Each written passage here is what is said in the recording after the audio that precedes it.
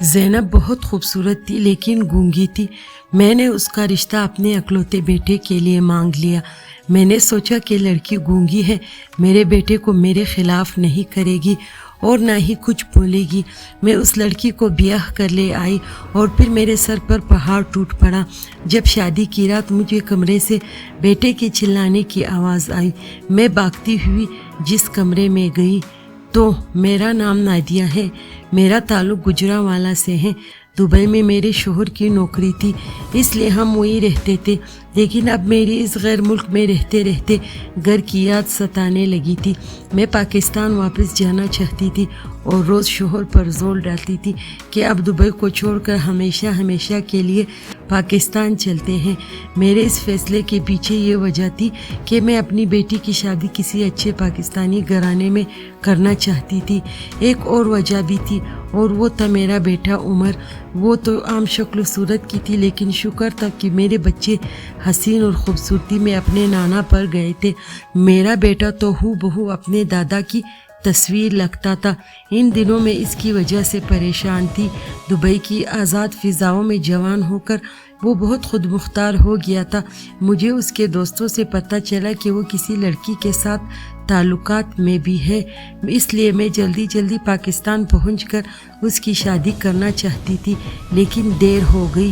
اس سے پہلے ہی وہ اس لڑکی کے ساتھ رجسٹرار آفس میں شادی کر کے گھر لایا۔ اسے کوئی پرواہ نہیں تھی کہ میں راضی ہوں یا نہیں۔ وہ مکمل طور پر اپنی بیوی کے قابو میں تھا۔ اس کی بیوی اسے جو ہدایت دیتی تھی وہ وہی کرتا تھا۔ میں بہت کوشش کرتی تھی اس لڑکی کے خلاف کر سکوں، لیکن ناکامی ہوئی۔ وہ لڑکی اتنی چالاک تھی کہ مجھے آتے جاتے ٹوہ لگاتی رہتی تھی۔ میرا دوسرا بیٹا بلال بڑے کی نسبت بہت فرما بردار تھا، اس سے میری بے عزتی برداشت نہیں ہوتی تھی، اس لیے ہم اس کے ساتھ پاکستان آ گئے۔ بیٹی نے کہا کہ وہ آخری امتحانات دے کر آ جائے گی۔ میرا یہ بیٹا بھی اب شادی کے قابل ہو رہا تھا۔ میں چاہتی تھی کہ اس سے پہلے وہ کسی لڑکی کو پسند کرے میں خود ہی اس کے لیے لڑکی ڈھونڈ لوں۔ بلال نے بھی مجھے اختیار دے دیا کہ اماں آپ جس سے چاہیں میری شادی کرا دے، میں کچھ نہیں بولوں گا۔ مجھے میرے بیٹے پر بہت فخر محسوس ہوا۔ ہم لوگ بہت خوشحال تھے، لیکن میں چاہتی تھی کہ کسی متوسط گھر کی لڑکی کو لے کر آؤں تاکہ وہ میرے بیٹے اور میرے درمیان حائل نہ ہو اور میرے قابو میں رہے۔ لیکن میں جس لڑکی کو بھی دیکھتی مجھے خوف سا محسوس ہونے لگتا کہ یہ میری پہلی بہو جیسی نکلے گی۔ وہ ایک لفظ بھی بولتی تو مجھے برا لگتا کہ یہ لڑکی ابھی سے میرے ساتھ اتنی بات کر رہی ہے، آگے جا کر کیا کرے گی، اور میں اٹھ کر چلی جاتی۔ ایک دن یوں ہی واپسی پر میں نے شاپنگ میں اپنی خالہ کو دیکھا۔ ہم نے کسی کو بھی نہیں بتایا تھا کہ ہم واپس آ گئے ہیں، اس لیے میں اسے دیکھتے ہی فوراً ایک طرف ہو گئی اور اپنے گھر چلی آئی۔ سارے راستے مجھے محسوس ہوتا رہا کہ کہیں وہ میرا پیچھا تو نہیں کر رہی، لیکن ایسا کچھ نہیں تھا۔ کچھ دنوں کے بعد میں پھر سے اپنے بیٹے کے لیے رشتہ تلاش کرنے لگی۔ ایک دن رشتے کی معرفت کرانے والی خاتون آئی اور کہنے لگی، بازار میں کپڑے کی دکان والا ہے، اس کی بیٹی کو دیکھ لو، تمہیں ضرور پسند آئے گی۔ میں بتائے بغیر جانا چاہتی تھی تاکہ لڑکی کی اصلیت کو پرکھ سکوں۔ میں اس کپڑے والے کی دکان پر گئی تو اس کی بیٹی بھی وہی اس کے پاس ہی بیٹھی ہوئی تھی۔ وہ لڑکی بہت حسین تھی، بالکل میرے بیٹے کے معیار کی۔ میں نے اس سے نام پوچھا تو وہ خاموش رہی۔ میں نے دوسری بار بھی پوچھا تو وہ اپنے کام میں ہی مصروف رہی۔ میں نے غصے سے کپڑے والے سے پوچھا، آپ کی بیٹی جواب کیوں نہیں دے رہی؟ بہری ہے کیا؟ اس آدمی نے دکھ سے کہا، جی بیگم صاحبہ، یہ بہری اور گونگی ہے۔ یہ سن کر میرے قدموں تلے زمین نکل گئی۔ اتنی ہنسی لڑکی اور یہ کمی! میں نے اسی وقت کڑے فیصلہ کیا کہ میں اس لڑکی کو بہو بناؤں گی، کیونکہ یہ میرے بیٹے کو میرے خلاف نہیں کر سکے گی، نہ کچھ سنے گی اور نہ بولے گی، میری مرضی سے چلے گی۔ میں نے بیٹے سے جا کر گھر میں بات کی تو وہ کہنے لگا، امی آخر بہری لنگڑی جس لڑکی سے بھی آپ میری شادی کریں گے میں راضی ہوں، لیکن میری ایک شرط ہے۔ میں حیران ہو کر پوچھا، وہ کیا؟ کہنے لگا، آپ اسے بہو نہیں بیٹی سمجھیں گی۔ اگر آپ بھابھی کو قبول کر لیتی تو ہو سکتا تھا کہ وہ بھی آپ کے ساتھ اچھا سلوک کرتی، اس لیے میری بیوی کے ساتھ آپ کو نرمی سے پیش آنا ہوگا۔ میں نے کہا، بیٹا تم پریشان نہ ہو، जैसा तुम कहोगे वैसे ही होगा। यूँ मैंने अपने बेटे की शादी इस गूंगी लड़की से कर दी। शादी में बस इस लड़की का बाप ही शरीक हुआ था, उसकी माँ फौत हो चुकी थी। शादी वाली रात जब मेरा बेटा कमरे में गया तो कुछ देर बाद चीखता हुआ कमरे से बाहर आया। मैंने पूछा क्या हुआ, क्या मसला है, क्यों पुकार रहे हो? जो उसने बताया इसे सुनकर मेरी तो दुनिया ही तारीक हो गई। मेरा बेटा कहने लगा कमरे में तो वो लड़की बेहोश पड़ी हुई है और पूरे कमरे में नीचे फर्श पर चींटियाँ ही चींटियाँ हैं। शायद उन्हें देखकर घबरा कर बेहोश हो गई है। गरीब लड़की। मेरा बेटा मुझे शक की नज़र से देखने लगा, कहने लगा कहीं अम्मी आपने तो उसे तंग करने के लिए ये सब तो नहीं किया? इतना बड़ा इल्ज़ाम सुनकर मैं तड़प उठी और कहा मैं ये सब क्यों करूँगी? इसे पता नहीं क्यों यकीन नहीं आया, लेकिन वो स्प्रे लेने के लिए चला गया ताकि कमरा साफ करवा सके। पहले ही दिन घर में ये क्या हो गया था, मुझे कुछ समझ नहीं आ रही थी। खैर कमरा साफ करवा के वो कमरे में चला गया। अगले दिन वलीमा था। मैंने बहुत ही खूबसूरत जोड़ा तैयार करवाया था, लेकिन जब बहू पहनकर लोगों के सामने आई तो सारे लोग हैरान हो गए क्योंकि वो कई जगह से फटा हुआ था। मेरे बेटे का ये सब देखकर बुरा हाल हो गया और वो वहाँ से चला गया। वो तो यही समझ रहा था कि ये सब मैंने किया है, हालांकि मुझे तो पता भी नहीं था कि ये सब किसने किया है। मैं अपनी बहू पर भी शक नहीं कर सकती थी क्योंकि वो बेचारी खुद मासूम और गूंगी थी। खैर कुछ दिन पुरसकून गुजर गए। मैं इन वाक़यात को भूल चली थी जब अचानक एक दिन वो हुआ जो मैंने कभी सोचा भी न था। मेरी बहू सोकर उठी तो इसके बाल कटे हुए थे, जैसे किसी ने बिला वजह काट दिए हों। मैंने इससे पूछा तो इशारों में बताने लगी। मुझे नहीं पता क्या हुआ, मैं बेहद परेशान हो गई थी। इन दिनों मेरा शोहर भी काम से बाहर गए हुए थे, वरना अपनी परेशानी इससे बांट लेती। मुझे सोच सोच कर तहज्जुब हो रहा था कि कौन मेरी बहू के मुखालिफ हो गया है।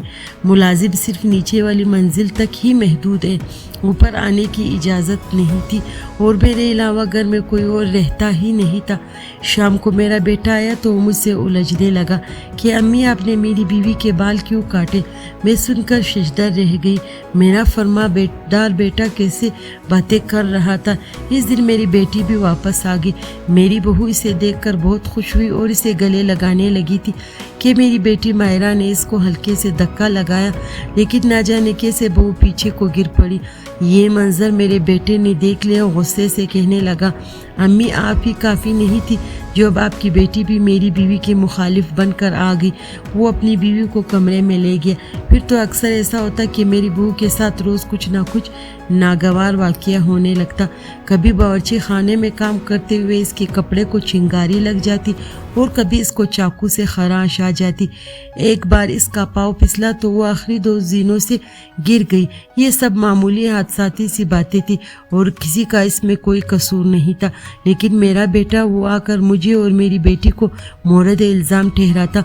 मुझे अपने फैसले पर नदामत होने लगी क्योंकि वो बता भी नहीं सकती थी कि मैं सच कह रही हूँ। मेरी बेटी घर के माहौल से तंग आकर ज़्यादातर वक्त बाहर गुजारने लगी। मेरा शोहर भी दफ्तर में ही ज़्यादा देर रहते और घर आते ही कमरे में चले जाते। कहते तुम सास बहू के झगड़े में मैं कुछ नहीं बोलूँगा, मुझे लगता कि तुम ही एक सख्त मिजाज सास बन गई हो। वो बेचारी तो बोल भी नहीं सकती। दिन गुजरते जा रहे थे और हर गुजरते दिन के साथ मेरा बेटा मेरे खिलाफ होता जा रहा था। इसको तो बीवी भी नहीं भड़का सकती थी, फिर भी न जाने क्यों हम सब घर वालों से दूर रहने लगा। बहन की परवाह करता और ना माँ बाप की। एक दिन तो वो सानिहा हो गया। बहू हमारे लिए चाय लेकर आई तो इसके हाथ से ट्रे छूट गई और कप नीचे गिर गए। शायद इसके हाथ पर भी गर्म चाय गिर गई थी। वो रोने लगी और बिलाल के आने तक वो रोती ही रही। मुझे पहली बार वो बुरी लगी कि भला इतनी सी तकलीफ का शोहर को क्या बताना, लेकिन बिलाल ने भी तफसील पूछी कि क्या मामला है और इसने मुझसे साफ कह दिया कि आप लोग अपने काम खादमा से लिया करें, मेरी बीवी कोई काम नहीं करेगी। मैं अब हर वक्त गंभीर सूरत हाल और परेशानी में रहने लगी क्योंकि मैं जानना चाहती थी कि मेरी बहू के साथ क्या मामला है। ये क्या राज है कि इसे सिर्फ नुकसान पहुंचता था और बाकी लोग महफूज रहते थे। जाने क्यों मुझे शोभा होने लगा कि बहू अपने साथ खुद ही ऐसा कर रही है, लेकिन जब मैं इसकी मासूम और बेज़रर सूरत देखती तो सोचती नहीं, ये इतनी बड़ी चाल नहीं चल सकती। फिर कौन कर रहा था ये सब? इतनी कोशिश के बावजूद भी मैं कुछ बता नहीं लगा पाई। एक दिन मायरा घर आई तो बिलाल गुस्से से पूछने लगा, इतनी रात गए तुम कहाँ से आ रही हो? वो कहने लगी, मैं सहेलियों के पास गई थी। बिलाल गुस्से से कहने लगा, ये पाकिस्तान है, दुबई नहीं। तुम आइंदा मुझसे अपनी भाभी से इजाज़त लेकर ही बाहर जाया करो। मैं तो बेटे के रवैयों को देखकर ही परेशान हो रही थी। अब इसकी बीवी किसी काम की नहीं थी तो इसके गिर्द ही घूमता रहता था। अगर वो मुकम्मल तौर पर तंदुरुस्त होती तो पता नहीं इसका क्या रवैया होता। एक दिन बिलाल गुस्से में मायरा का हाथ पकड़कर घर में दाखिल हुआ कि ये रेस्टोरेंट में किसी नौजवान से मिल रही थी। आज के बाद ये घर से बाहर नहीं निकलेगी। मायरा कुछ कहना चाह रही थी लेकिन वो बहुत गुस्से में था और किसी की सुनने के मूड में नहीं था। मेरी बेटी सारी रात रोती रही कि भाई मुझसे पूछ तो लेता कि मामला क्या था। ये मंगल के दिन की बात थी जब मैंने देखा कि बहू चुपके से कमरे से बाहर निकल रही है। मैं हैरान होकर उसके पीछे गई तो देखा कि चलते चलते अचानक वो बैठ गई और अपना पाँव पकड़कर अजीब सी आवाज़ें निकालने लगी। मेरा बेटा इस वक्त किसी के पास आए तो इशारों में बताने लगी कि वो गिर गई है। मेरा मुंह हैरत से खुला का खुला रह गया। वो झूठ बोल रही थी। इस दिन मेरे सामने हकीकत खुली कि वो लड़की भोली भाली नहीं बल्कि बहुत होशियार थी। मैं फौरन आगे बढ़ा और कहा, ये झूठ बोल रही है, खुद बेटी है ये नीचे। बिलाल ने इससे पूछा तो मेरी तरफ इशारा करके कहने लगी कि मैंने इसे धक्का दिया है। मैं तो सख्ते की कैफियत में आ गई। मेरा बेटा बहुत गुस्से में आ गया। कहने लगा, आप और अब्बा वापस भाई के पास चले जाए। मैं मजीद अपनी बीवी को किसी मुसीबत में नहीं डाल सकता। मायरा की मैं जल्द अज जल्द शादी कर दूंगा। बस मैं अपनी बीवी के साथ तन्हा रहूंगा। वो अकेले रहना चाहती थी। मेरी तो ये सब सुनकर जान ही निकल गई। मुझे बिलाल से हरगिज़ ऐसी तवक्का न थी। वो तो मेरा बहुत एहतराम करता था। आखिर इस लड़के ने मेरे बेटे को अपने काबू में कैसे कर लिया था? वो तो बोल भी नहीं सकती थी, वो ना सुन सकती थी। मैंने इस पर नज़र रखनी शुरू कर दी। वो बिलाल के आगे एक पीछे फिरती थी। जैसे ही वो घर में आता इसको कमरे में ले जाती। वो हमारे पास भी नहीं बैठता था। हाँ, मायरा से वो बहुत प्यार करता था लेकिन अब इसको देखना भी पसंद नहीं करता था और ये सब मेरी बहू के घर आने की वजह से हो रहा था। मुझे जानना था कि वो इस तरीके से बातचीत करती है। 3 दिन बाद बिलाल इसे खाने पर ले गया। तब मुझे मौका मिल गया। मेज़ की दराज में मुझे एक कापी रखी हुई नज़र आई। मैंने वो खोली तो अंदाज़ा हुआ कि वो दोनों लिखकर बातचीत करते थे। मेरी बहू ने हमारे बारे में बहुत गलत बयानी की हुई थी। वो बिलाल को ये बावर कराती थी कि मुझे तुम्हारी माँ रोज़ मारती पीटती है, घर के सारे काम मुझसे करवाती है, मुझ पर जुल्म करती है। एक जगह मायरा के बारे में लिखा था कि मायरा बहुत बुरी सोबत में रहती है और लड़कों से दोस्ती करती है। यकीनन इसकी तहरीरें पढ़कर मेरा बेटा हमारे खिलाफ हो गया था। मैंने इस वक्त फ़ोन करके दुबई की टिकट मनसूख करवाई। अब मैं यहीं रहकर इस लड़की के बेट तक पहुंचना चाहती थी क्योंकि वो हमारे खिलाफ थी। इसकी हम माँ बेटी से क्या दुश्मनी थी। एक दिन मैं इसके कमरे के सामने से गुजरी तो मैं हैरान रह गई।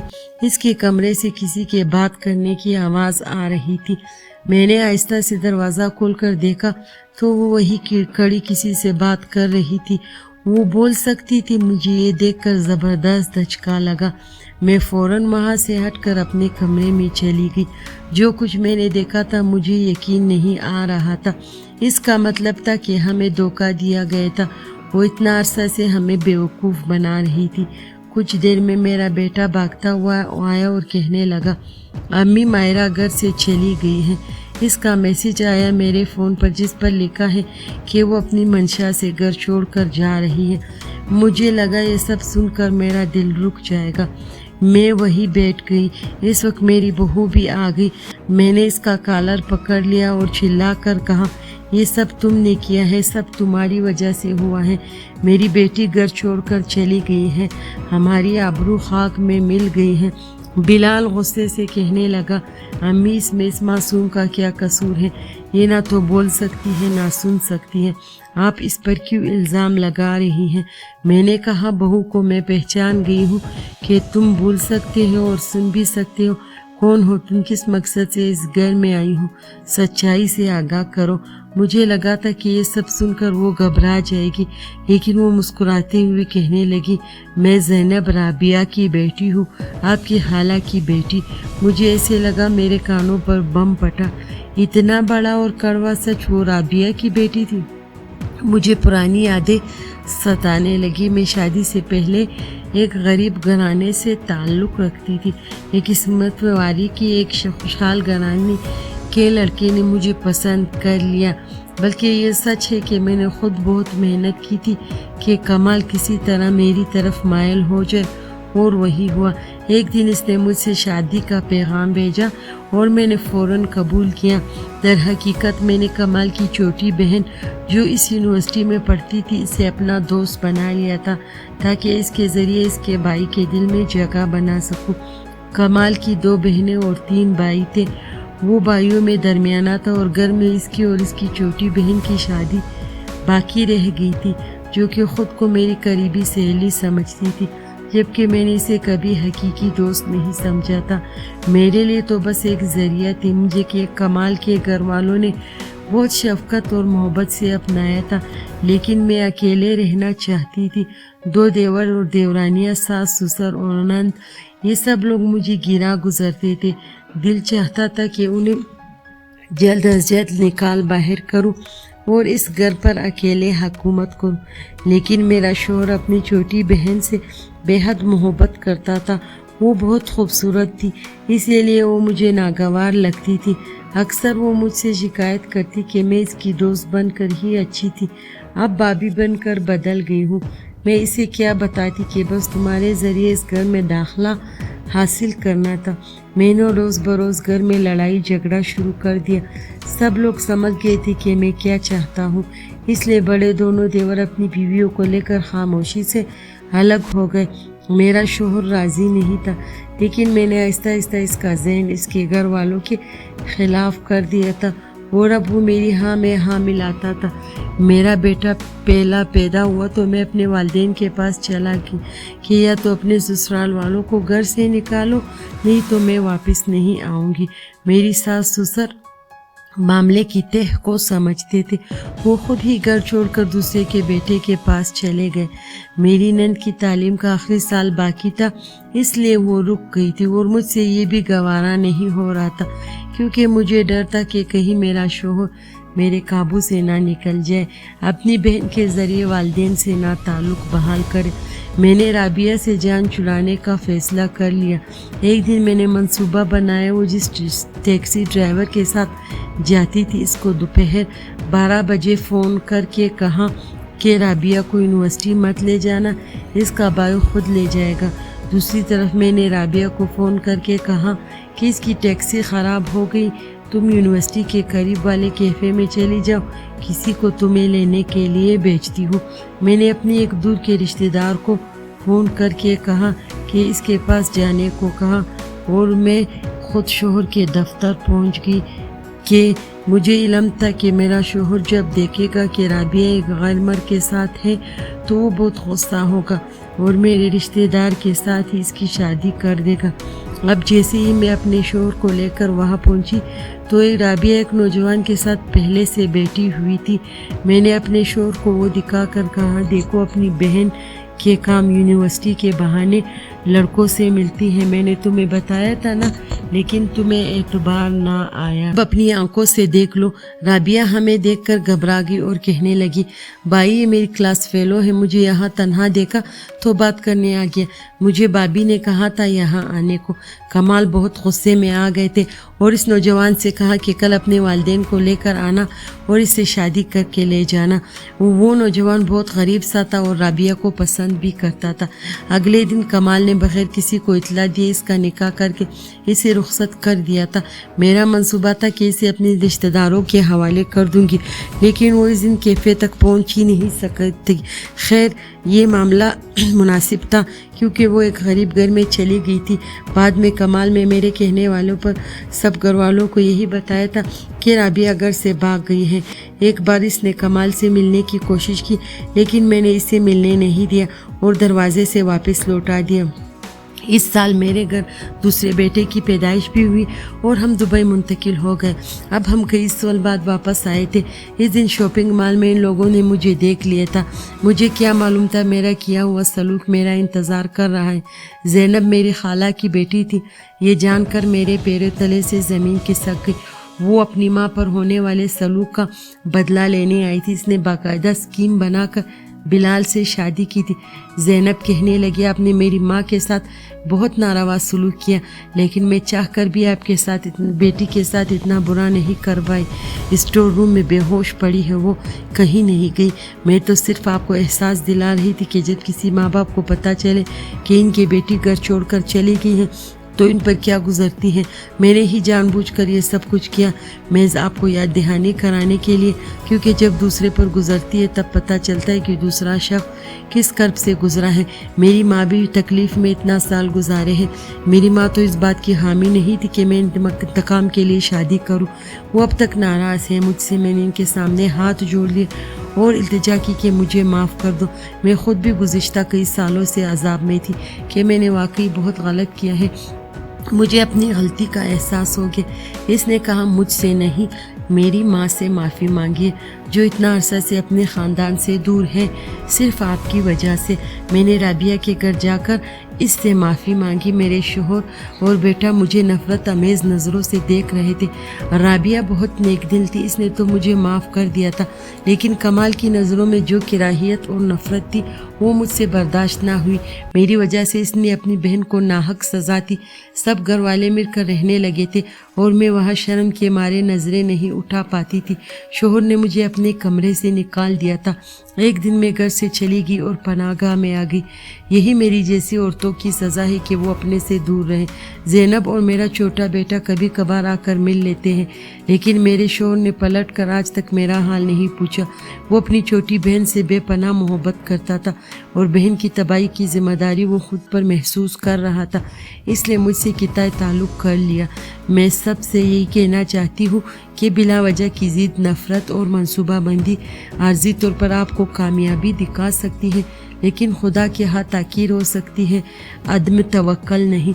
इसकी मार बेआवाज़ होती है, वो सारे हिसाब बराबर कर देता है, इसलिए किसी पर नाइंसाफ़ी नहीं करनी चाहिए। अगर आपको हमारी आज की कहानी पसंद आई तो हमारे चैनल कहानी कॉटेज को सब्सक्राइब करें। शुक्रिया।